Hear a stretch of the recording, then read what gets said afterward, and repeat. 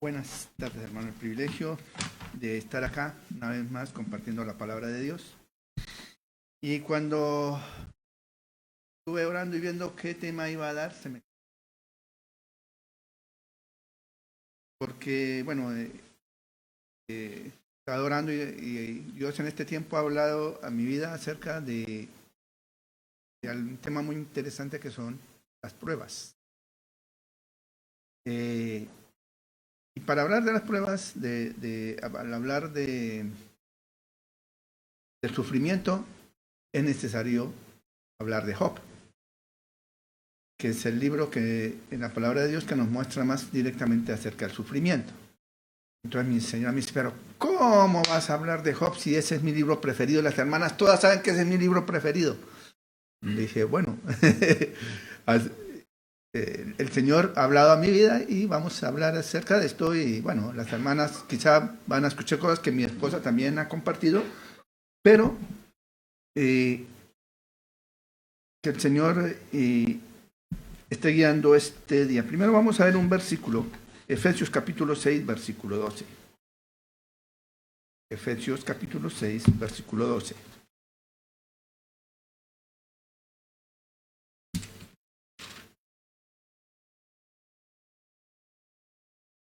Dice, porque no tenemos lucha contra sangre y carne, sino contra principados, contra potestades, contra los gobernadores de las tinieblas en este siglo, contra las huestes espirituales de maldad en las regiones celestes.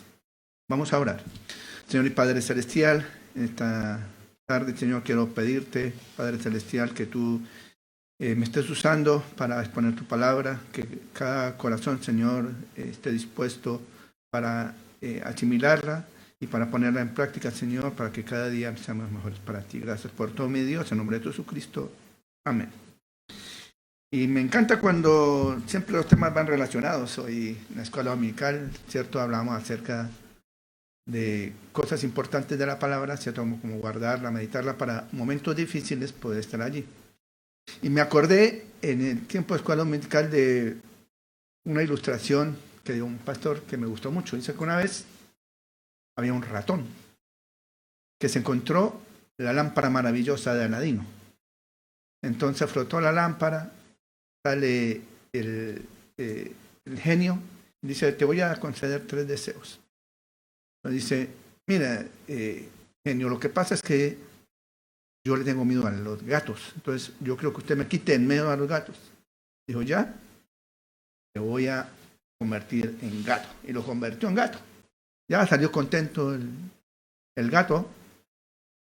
Y poco tiempo después llega y vuelve y llama al genio. Le dice, genio, tengo un problema ahora. Le tengo miedo a los perros. El genio dice, bueno, te voy a convertir en perro. Y lo convirtió en perro. Sale contento también, va por todas partes. Y de pronto vuelve angustiado y lo llama y le dice, genio, tengo otro problema, ahora le tengo miedo al león.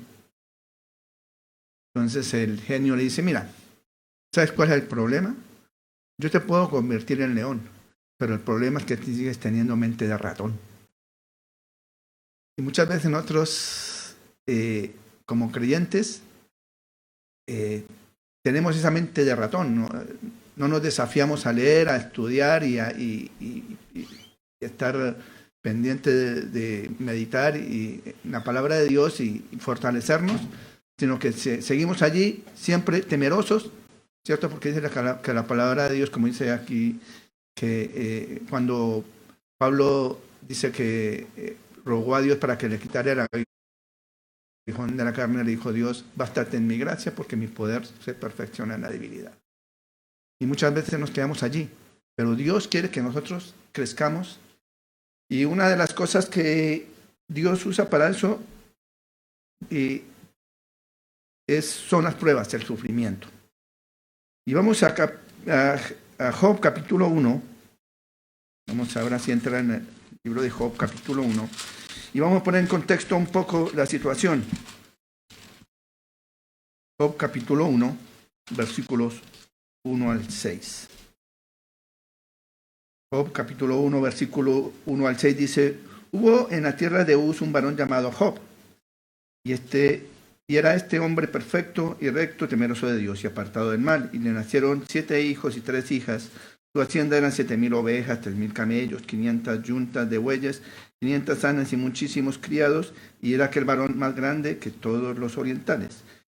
E iban sus hijos y hacían banquetes en sus casas, cada uno en su día, y enviaban a llamar a sus 3 hermanas para que comiesen y bebiesen y comiesen con ellos. Y acontecía que habiendo pasado el turno de sus días del convite, Job enviaba y lo santificaba, y se levantaba de mañana y ofrecía holocaustos conforme al número de todos ellos, porque decía Job: quizás habrán pecado mis hijos y habrán blasfemado contra Dios en sus corazones. De esta manera hacía todos los días. Y el versículo 6 dice: un día vinieron a presentarse delante de Jehová los hijos de Dios, entre los cuales vino también Satanás. Y aquí comienza a urdirse una situación bien complicada, ¿cierto? Porque Satanás entra a la presencia de Dios, como dice aquí, a dar cuenta a Dios. Y el versículo 7 dice: y dijo Jehová a Satanás: ¿de dónde vienes? Respondiendo Satanás a Jehová dijo: de rodear la tierra y de andar por ella. Y Jehová dijo a Satanás: ¿no has considerado a mi siervo Job, que no hay otro como él en la tierra, varón perfecto y recto, temeroso de Dios y apartado del mal? Respondiendo Satanás a Jehová dijo: ¿acaso teme Job a Dios de balde? ¿No le has cercado alrededor a él y a su casa y a todo lo que tiene? Al trabajo de sus manos has dado bendición, por tanto sus bienes han aumentado sobre la tierra. Pero extiende ahora tu mano y toca todo lo que él tiene, y verás si no blasfema contra ti en tu misma presencia. Dijo Jehová a Satanás: he aquí todo lo que tiene está en tu mano, solamente no pongas tu mano sobre él. Y saliendo Satanás delante, salió Satanás delante de Jehová. Y aquí comienza todo la trama de Satanás en contra de Job. ¿Cierto? No vamos a leer todo porque estaríamos aquí prácticamente toda la tarde. Pero por valor del tiempo, ¿cierto? Viene y Satanás destruye todo lo que él tiene, mata a sus ovejas, mata a sus hijos, lo deja sin nada. ¿Ya? Después vuelve nuevamente delante de Dios, y una vez le dice Dios lo mismo, ¿cierto? Si seguimos, y le dice, bueno, él le dice: pero es que tú, él no te blasfeme y él no hace nada porque tú no tocas nada de su salud. Entonces Dios le permite a Satanás que lo hiera con una sarna maligna, y ahí es cuando comienza esta historia. Hay algo que tengo que aclarar en este punto, porque muchos dicen, no, he escuchado muchas veces que dicen que Dios me manda las aflicciones. Y algo que tenemos que entender es que Dios no produce el sufrimiento, Dios permite el sufrimiento. Y cuando vemos a una persona pasar por situaciones difíciles, por pruebas o circunstancias difíciles, tenemos que saber determinar si lo que está pasando es una prueba o es consecuencia de su pecado, una disciplina del Señor. El Señor, cuando disciplina a una persona, la toca directamente. Él toca a esa persona. Pero cuando se trata de pruebas, Dios utiliza diferentes circunstancias. En este caso, utilizó a Satanás. Satanás es aquel que se encarga de cumplir los propósitos de Dios, porque Dios es soberano. Entonces le dice a Satanás: tú puedes llegar hasta este punto. Primero le dice: puedes tocar sus bienes, pero no lo toques a él. ¿Y qué dice él? ¿Cuál es la respuesta de Job? Desnudo salí del vientre de mi madre y desnudo volveré. ¿Cierto? Dios dio, Jehová quitó, sea el nombre de Jehová bendito. Y en eso no pecó Job. Y después le dice, vuelve, y le dice: bueno, vuelve Satanás a Dios y dice, pero toca ahora su carne y entonces él te va a blasfemar. Y le dijo Dios, hazlo, pero no toque su vida. Y lo hizo así. Y dice la palabra de Dios que en ningún momento blasfemó contra Dios ni se halló en él despropósito alguno. Y aquí, si nosotros quisiéramos, ¿cierto? Hace un tiempo atrás, poco tiempo atrás, aquí en la iglesia se hizo esta obra donde participaron los hermanos. Yo pensaba, si la iglesia se quisiera hacer una obra sobre este hecho particular, tendría que hacerse dos escenarios, ¿cierto? Uno, Dios con Satanás y los ángeles en un lado, y otro, Job, sus amigos y familia, todo del otro. Solamente que hay un escenario está arriba en el cielo y el otro escenario está abajo en la tierra. Y entonces en ese momento llegan los amigos de Job, que no tenían ni idea de lo que estaba pasando, de por qué. No sabían por qué Job estaba pasando esta situación, pero ellos vinieron a consolarle. Y dice la palabra de Dios que ellos estuvieron durante una semana, 7 días, callados acompañando a Job. Y aquí ellos confundieron todas las cosas porque lo que para Dios en el cielo Dios utilizó como una prueba, ellos lo tomaron como la disciplina de Dios. Es por eso que yo le decía, nosotros tenemos que saber distinguir. Ahí, y nosotros no podemos colocarnos como jueces cuando delante de un hermano, de una persona o de un creyente, cuando está pasando por pruebas y querer determinar por qué está pasando lo que está pasando en su vida.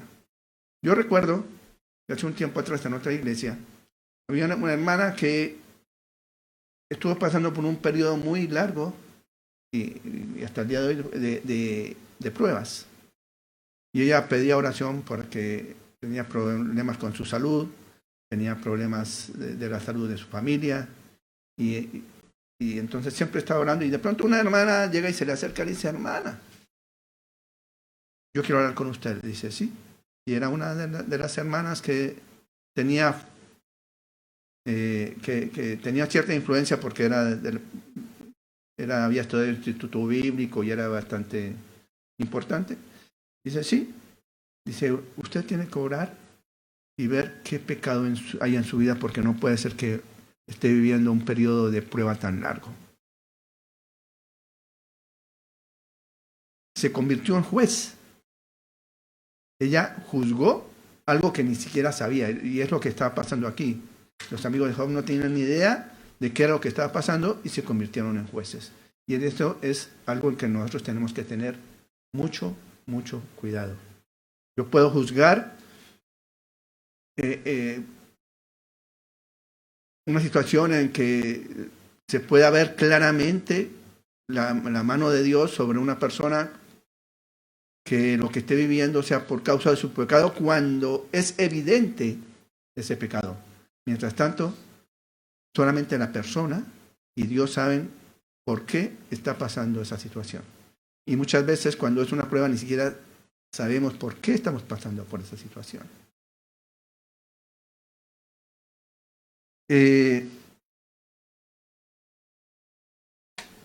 Vamos a Hebreos capítulo, antes de seguir con Job, después volvemos a Job, Hebreos capítulo 12, versículo 6.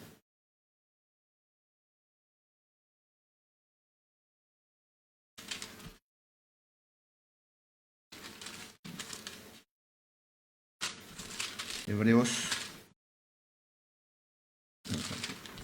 capítulo 12, versículo 6.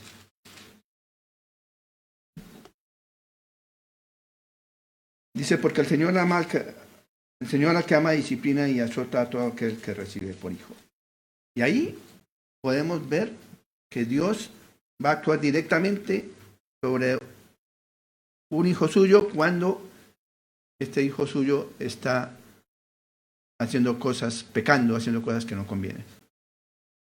Entonces, Por eso digo yo que personalmente yo sé, entre Dios y yo sabemos por qué me está pasando ciertas cosas, si es disciplina o si realmente es una prueba que el Señor me está poniendo, ¿cierto? Volvemos al libro de Job, capítulo 4.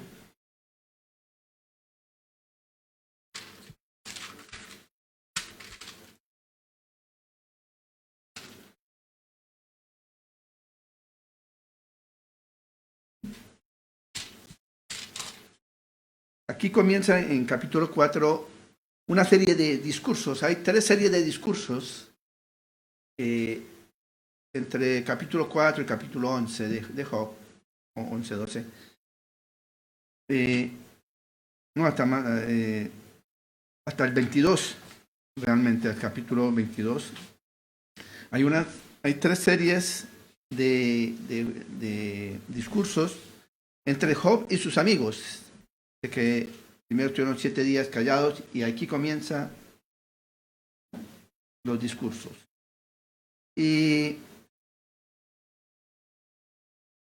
la primera serie de discursos, cada uno de los amigos de Job, conforme a sus experiencias y a sus diferentes formas de pensar, fueron llevando a Job en ciertos comentarios que ellos por sus experiencias habían vivido y que ellos suponían que era la razón por la cual Job estaba pasando lo que estaba pasando, sin saber lo que había pasado en el cielo, ¿cierto? Dios, Satanás y todo lo que pasó allí. Y comienzan invitando a Job a reflexionar sobre su pecado. Capítulo 4, versículo 1 al 7 dice: entonces respondió Elifaz temanita y dijo: si probaremos a hablarte, te será molesto, pero ¿quién podrá detener las palabras? He aquí, tú enseñabas a muchos y fortalecías las manos de los débiles. Al que tropezaba, endilzaban tus palabras y esforzabas las rodillas que decaían. Mas ahora que el mal ha venido sobre ti, te desalientas, y cuando ha llegado hasta ti, te turbas. ¿No es tu temor a Dios tu confianza? ¿No es tu esperanza la integridad de tus caminos? Recapacita ahora. ¿Qué inocente ha perdido y en dónde han sido destruidos los rectos? Están diciendo a Job, en otras palabras, ¿sabes qué? Reflexiona a ver cuál es tu pecado. Mira, en tu interior, ¿por qué te está pasando todo esto? ¿En qué pecaste? Tienes que reflexionar, ¿cierto? Y ver realmente cuál es la causa de la circunstancia que estás pasando. Ellos no lo tomaron como una prueba, ellos lo tomaron como una disciplina del Señor. Y dicen: mira, Job, yo soy tu amigo, tú sabes que yo estoy aquí por ti, has perdido todo, tu familia te ha dejado, tu esposa también te dijo: maldice a Dios y muérete. Dios nunca, a propósito, Dios nunca dijo nada acerca de lo que dijo la esposa de Job cuando ella le dice: aún estando en esta situación mantienes tu integridad, maldice a Dios y muérete. Porque Dios conocía el corazón de ella. O sea, aparte de que Job estaba sufriendo, ella estaba sufriendo en su interior por todo, había perdido todo lo que tenía, había perdido a sus hijos, y ahora ver a su esposo en una situación tan lamentable, llega el momento en que el desconsuelo de su corazón le dijo: bueno, maldice a Dios y muérete. Pero no es porque ella dice: como mujer fatua has hablado. Pero no es porque ella se haya rebelado contra Dios, es simplemente lo que salió de su corazón en el momento de angustia. Y Dios no le reclama a ella absolutamente lo que ella dice. Nada por de lo que ella dijo, Dios se lo reclama. Es decir, Dios la entendía. porque ella entendía a él y entendía a Job por lo que estaba pasando. Dios permitió que esto pasara en su vida y yo estoy seguro que Dios no la pasó bien. Porque no agrada a Dios. El propósito de Dios nunca es lastimar a sus hijos. Pero la prueba siempre nos llevan a crecer. Y era el propósito de Dios en todo esto. De hecho, cuando termina todo esto, dice Job, de oídas te había oído, mas ahora mis ojos te ven. Y cuando nosotros pasamos por prueba, nosotros tenemos dos opciones. O tratar de evitar la prueba, buscarle la salida por otro lado, o aceptar las pruebas que vienen de parte de Dios para nosotros y crecer y, como dice la palabra de Dios, salir como el oro brillando delante de Dios.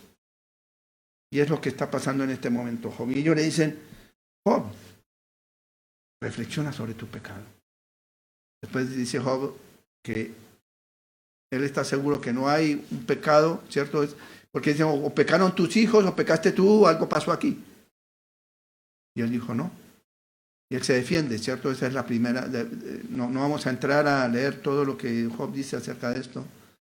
Pero lo primero que hace Job es maldecir, antes de entrar a esta conversación, a este grupo, a esta serie de discursos, él antes habla y él maldice el día que nació, maldice dice que no hubiera dado, que hubiera muerto en el vientre de su madre.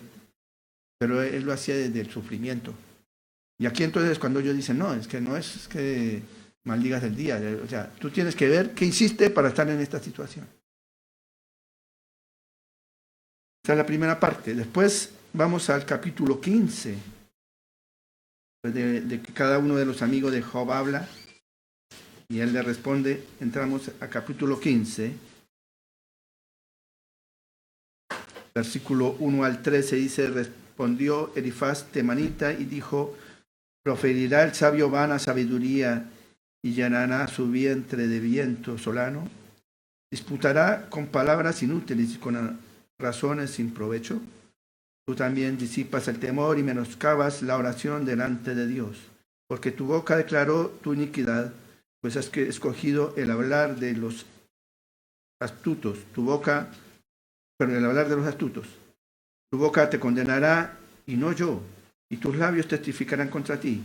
¿Naciste tú primero que Adán? ¿O fuiste formado antes que los collados?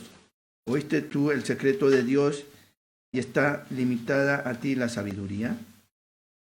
¿Qué sabes tú que no sepamos? ¿Qué entiendes tú que no se halle en nosotros? Cabezas, canas y hombres muy ancianos hay entre nosotros, mucho más avanzados en días que tu padre. Y tampoco tienes las consolaciones de Dios y las palabras que con dulzura se te dicen, porque tu corazón te aleja y porque guiñan tus ojos para que contra Dios vuelvas tu espíritu y saques tales palabras de tu boca. Aquí lo segundo que dice, no, primero recapacita, ¿cierto? Recapacita y lo invitan a reflexionar sobre su pecado, sobre qué pecado había cometido. Pero aquí comienzan a instar a Job a reconocer su pecado. Primero, no, ¿sabes qué? Tienes que pensar qué pecado has cometido. Entonces, y ahora dice, no, confiesa tu pecado. Tú sabes que no nos quiere decir. Nosotros estamos aquí contigo, ¿se acuerdan? Me acuerdo de Jonás cuando está en el barco, ¿cierto? Y él quiso huir de la presencia de Dios. Y le dicen, ¿y qué tienes tú? Y dice, no, yo soy siervo de Dios. Y él tuvo que reconocer que había que huir de la presencia de Dios. ¿Cierto? Y lo echaron al mar y todo es consecuencia. Eso fue todo consecuencia de su pecado. Pero aquí le están diciendo, primero dicen reflexiona y dice ahora reconoce tu pecado. Confiesa tu pecado. Y se convirtieron en jueces de algo que ellos no sabían. No sabían.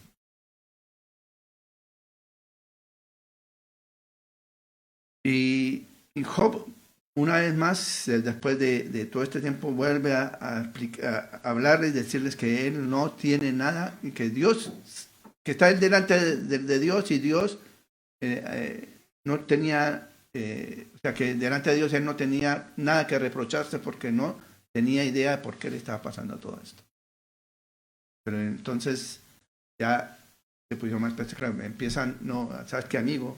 Estuvimos 7 días aquí contigo, calladitos, pero ahora es hora de que reflexiones sobre tu pecado. Ahora no nos tienes que contar tu pecado.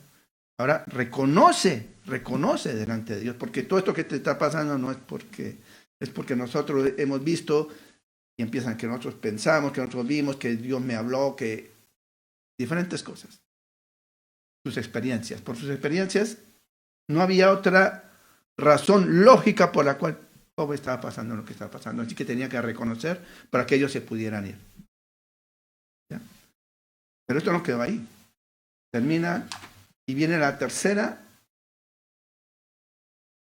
serie de discursos en el capítulo 22 de Job. Job da muchas lecciones, pero aquí estaríamos días y días tratando de ver todos los temas de que habla acerca de lo que Job pasó. Pero en el capítulo 22 dice, respondió Elifaz temanita y dijo, ¿traerá el hombre provecho a Dios? Al contrario, para sí mismo es provechoso el hombre sabio. ¿Tiene contentamiento el omnipotente en que tú seas justificado o provecho de que tú hagas perfectos tus caminos? ¿Acaso te castiga o viene a juicio contigo a causa de tu piedad?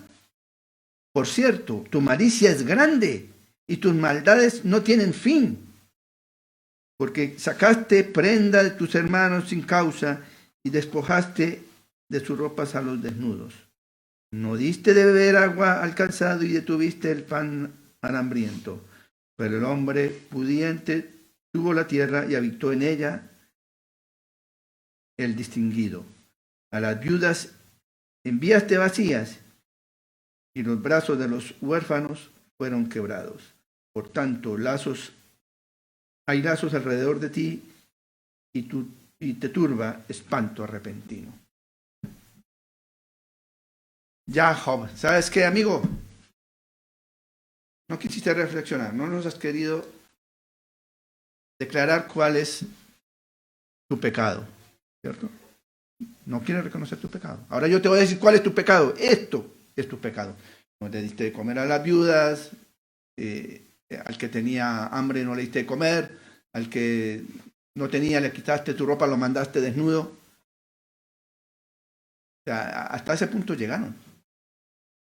Y muchas veces cuando nosotros nos convertimos en jueces de situaciones sin conocer, no somos diferentes a ellos.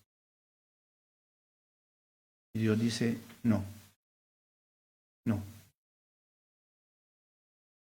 Y en este momento Job, no sé qué pensaría en ese momento porque yo los mando a freír mono. Sin embargo, él sigue defendiéndose y es Dios quien habla después y se aclara todas las cosas. ¿Cierto?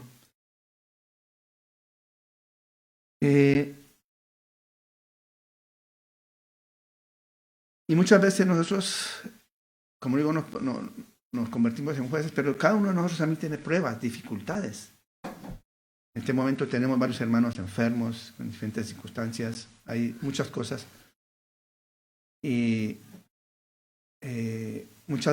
lamentablemente muchas veces cuando nosotros nos enfrentamos a pruebas, a dificultades, nuestra mente trabaja tanto que nos desenfocamos de Dios y nos enfocamos en nuestra propia miseria, en nuestras propias situaciones que estamos viviendo, en que Dios, y empezamos que Dios no se acordó. ¿Por qué Dios me está haciendo esto? Porque es que yo no puedo, es que yo solo no puedo, yo no puedo. Entonces vamos a acudir a diferentes cosas para salir de esta situación, o nos hundimos, nos enojamos con Dios, no volvemos a la iglesia, ¿cierto? No vemos los propósitos de Dios, y aunque hay situaciones difíciles, me acuerdo de un hermano era que vivió una situación muy difícil porque perdió a sus dos padres en un accidente. Y este hombre era joven. Él era pastor y otro pastor amigo fue a hablar con él y dijo, ¿y cómo estás? Le dijo, bien. No entiendo el propósito de Dios, pero un día lo voy a entender. Un día voy a saber por qué me está haciendo pasar esto. Quizá lo pueda ver ahora o quizá en la eternidad, pero un día Dios me va a dar las respuestas. Y muchas veces nosotros nos enfrascamos tanto en el problema que no vemos la mano de Dios aún en esos momentos difíciles. Vamos a 1 Timoteo capítulo 1, versículos 6 y 7.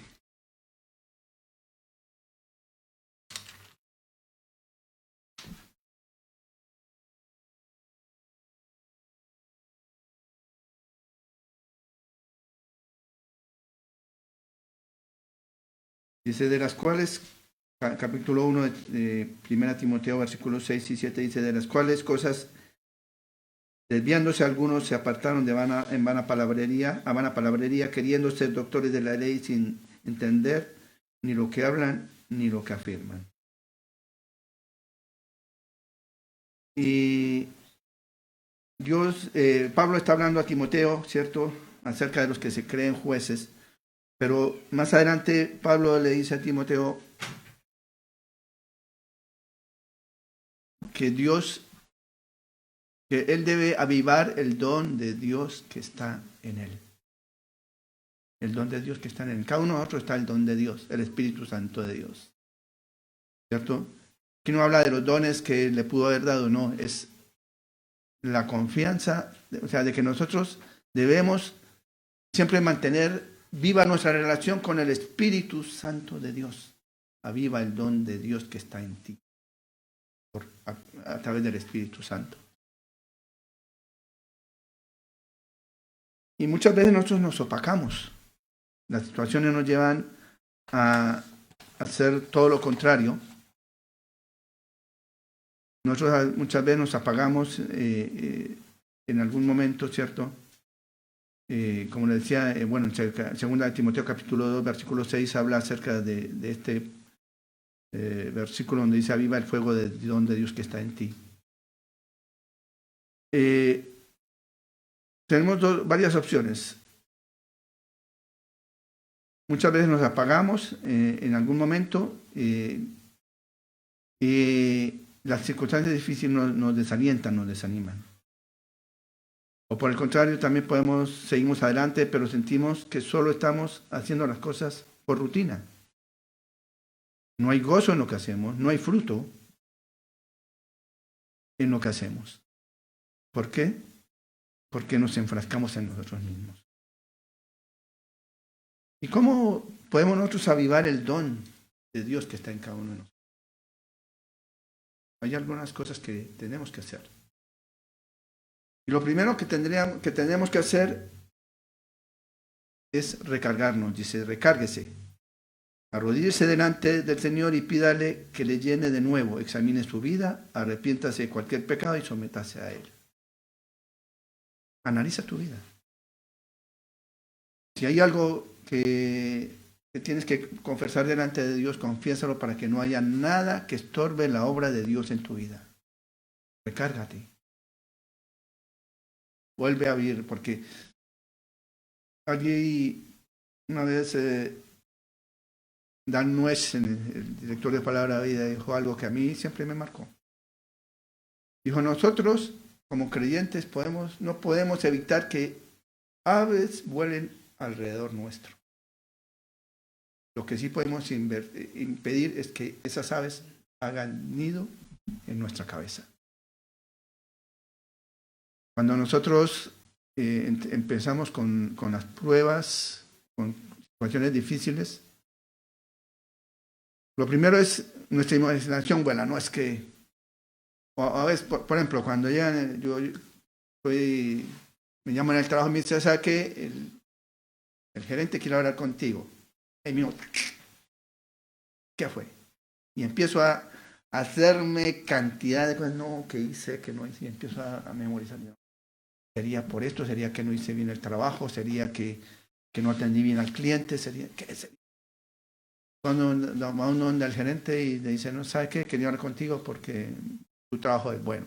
Después de que nos hicimos la cantidad de cosas, ¿cierto? De imaginarnos la cantidad de cosas, resulta que no era nada de lo que hay. Y nosotros delante de Dios somos iguales. Cuando Dios de pronto nos pone situaciones de alerta, ¿qué hice delante de Dios? No, será por esto, será por lo otro. Reflexionemos, ¿cierto? Y recarguemos nuestras energías delante del Señor. Pero sin arrodillarnos no podemos hacerlo. Sin humillarnos delante de Él, es la palabra de Dios, humillados bajo la poderosa mano de Dios, y Él os exaltará cuando fuere tiempo. Él es, no yo. En momentos de prueba es lo primero que tenemos que hacer. En lugar de andar dando vueltas a por qué estoy pasando lo que estoy pasando, si es que Dios me quiere, si es que no Dios me quiere, si es tan bueno Dios, ¿por qué me hace pasar esto a mí? ¿Por qué no lo hace pasar el vecino, sino a mí? Siempre vamos a buscar una excusa y siempre vamos a darle vueltas. Lo segundo es reenfóquese. Nada apaga más el fuego que fijar los ojos en el problema. Siempre nos enfocamos en los obstáculos, estos se hacen mayores. Pero cuando cambiamos nuestra mirada a Cristo, Él se hace más grande que cualquier dificultad que enfrentemos. Nosotros nos enfrentamos a las situaciones y cada vez como que la situación es más grande, más grande, más grande, más grande y no la puedo, sea económica, sea de diferentes cosas de salud, sean diferentes pruebas. Dios es más grande que eso. Cuando Pedro ve a Jesús caminando por las aguas, le dice, Señor, si eres tú, haz que yo camine por las aguas. Dijo, ven a mí, te vas a la barca y empieza a caminar, pero cuando de pronto vio que el mar estaba medio embravecido, quitó su mirada de Cristo y empezó a hundirse. Hasta que Cristo lo tomó, lo levantó, lo tomó en su mano y lo metió a la barca. Nosotros somos así. Desenfocamos y nos metemos en el problema, y es que el problema, y es que el problema, y es que el problema, y que la situación, y lo que estoy viviendo, y lo que estoy viviendo, y lo que estoy viviendo, y quitamos la mirada de Cristo. Nos olvidamos muchas veces, pasamos horas y horas y horas pensando en cómo voy a solucionar o qué voy a hacer.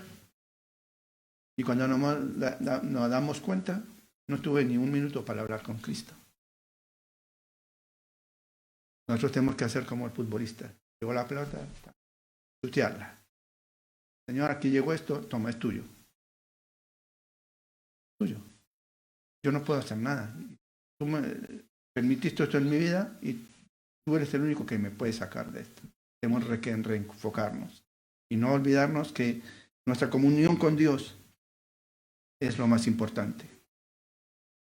Lo tercero que tiene que hacer, ¿cierto? Primero era recargarse, después reenfocarse. Lo tercero es rechace. Cuando estamos deprimidos, el diablo susurra sus mentiras en nuestra mente. No puedes lograrlo, nadie te quiere. ¿Por qué no desistes? Tenemos que reconocer que todos los pensamientos de desaliento vienen de Él y rechazarlos. Es decir, no, que Dios no te quiere. Lo mismo cuando nosotros cometemos algún pecado. El Satanás, no, si Dios ya no te va a perdonar, te ha perdonado mucho. No te va a perdonar esta. Y ahí nos vamos para abajo, para abajo, para abajo. Cuando dice la palabra de Dios que si confesamos nuestros pecados, Él es fiel y justo para perdonarnos y limpiarnos de todas las maldades. Y cuando pasamos por pruebas, nos olvidamos de Él y nos enfocamos y dale, y dice, rechaza. El Satanás está, mira, si es que Dios no te quiere, Dios te dejó de lado. Mira lo que estás pasando y tú que eres tan bueno, tú eres la última chupada del mate. Tú que eres, como decía un amigo, yo soy el tesoro de la casa. Que eres inocente. ¿Por qué te hace para hacer esto y si eres tan inocente? Dios no te quiere. Dios te abandonó. En el momento que tenemos que rechazar todos esos malos pensamientos y decir, Señor, solamente tú me puedes sacar de esto. Solamente tú eres quien debe decidir qué va a pasar conmigo de aquí en adelante y el único que me puede ayudar. Y por último, decimos primero recárguese, reenfóquese, rechace, retírese. Lo último que después podemos hacer es lo principal. Escápese con el Señor. Retírese. Libre de distracciones para avivar de nuevo una relación con Él. O sea, Dios puede entender que yo en un momento me desanime. Dios puede entender que a través de la prueba me quiera, me olvide de Él y me enfoque en cosas, ¿cierto? Pero al final tengo que arrodillarme y rehacer mi comunión con Él. Y Dios te va a tener paciencia. Y entonces ahí vas a salir brillando como el oro. Vas a salir delante de Él victorioso. Entonces, como decíamos, nosotros no podemos convertirnos en jueces cuando un hermano está pasando. Tampoco podemos estar haciendo leña del árbol caído. Tenemos que apoyarnos unos a otros. Tenemos que estar llorando con el que llora y riendo. Es fácil reír con el que ríe, pero no es fácil llorar con el que llora. Que se las arregle. Se metió en esta, que se las arregle. Pero Dios nos manda a estar con otros. Como decía hermano Pablo, aquí hay muchos que están enfermos, muchos que no están, algunos por enfermedad, otros por otras, pero ¿sabemos por qué? Antiguamente podía uno justificar, no es que no hay cómo comunicarse con él, habrá que hacerle señalitas de humo para a ver si, como los indios, para que le llegue el mensaje. Ahora tenemos teléfono, internet, todo lo que tenemos a mano para decir, hermano. No es que no tengo plata para la micro ir a visitar al hermano, pero bueno, no tienes plata, pero hermano, ¿cómo está? ¿Cómo está su salud, hermana? ¿Qué está pasando? ¿Puedo servir en algo? ¿Necesita alguna cosa? ¿En qué puedo ayudarle? Aparte de estar orando, porque como decíamos hoy en la escuela dominical, no solamente ser hacedores, ser oidores, sino hacedores de la palabra. Meditar en ella para ponerla en práctica. Decimos, no, es que sí, que no, yo amo a mis hermanos. Cuando viene a la iglesia, hola hermanita, qué bueno verlo, que aquí, que allá, allá. Está enfermo. Cric, cric. Hermanos. Es importante que cada uno esté pendiente del otro. No por andar chismeando, no por andar, pero sí decir, hermano, sabes que estoy contigo. Porque no sabemos qué cosa difícil está pasando y Satanás qué quiere hacer en su vida y necesita el apoyo de cada uno. Entonces eso es importante. Saber, primero, no ser jueces. Segundo, cómo debemos enfrentar las pruebas en nuestra vida. Vamos a orar.